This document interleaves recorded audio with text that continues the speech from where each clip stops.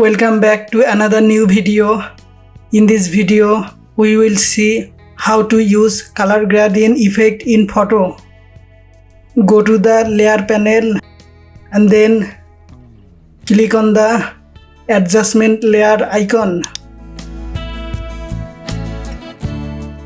Click on gradient. Go to the gradient fill dialog box. Click the OK button.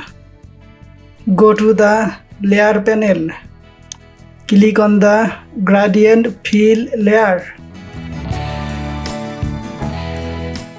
Go to the blending section. Click on the color.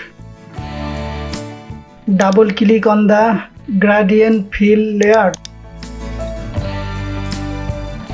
Click on the gradient. As you can see, there are so many preset gradient available here. Select any one from here.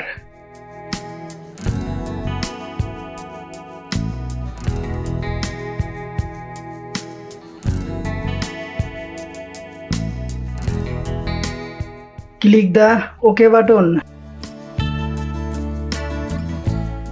Now click on the gradient tool from the toolbar. Now change the gradient angle as you like.